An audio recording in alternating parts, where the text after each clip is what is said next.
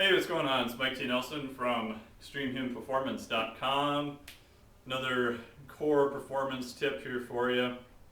So whenever you're doing a rowing exercise, there's certain things you can do to make it more difficult for your core.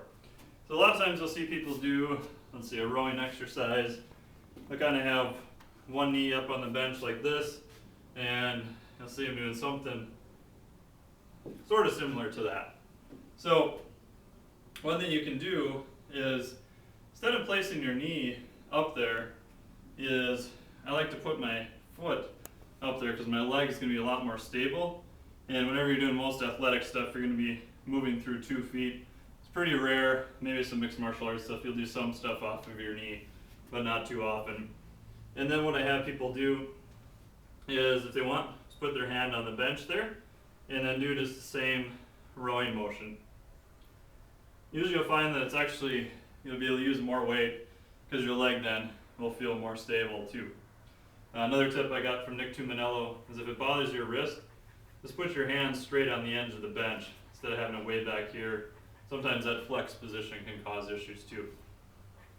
So if you don't have a bench, what you can do is actually put your hand or even your elbow actually on your opposite knee.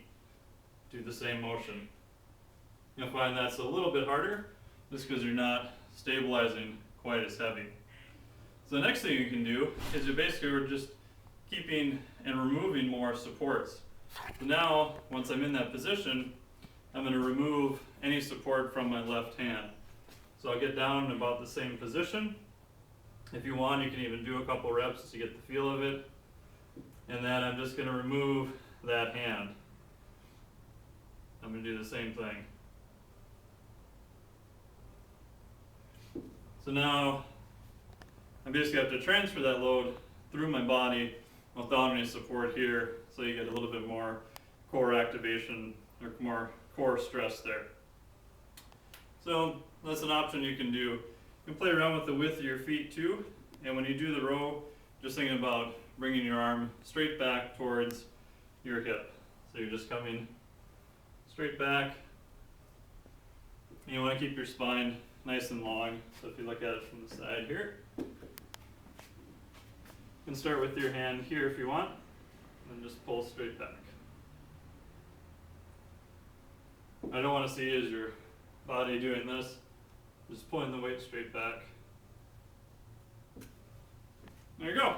So there's another core tip you can use when you're doing different types of rowing exercises. You can use this with a kettlebell, or you can use it with a standard dumbbell too. So, Mike T. Nelson, check it out.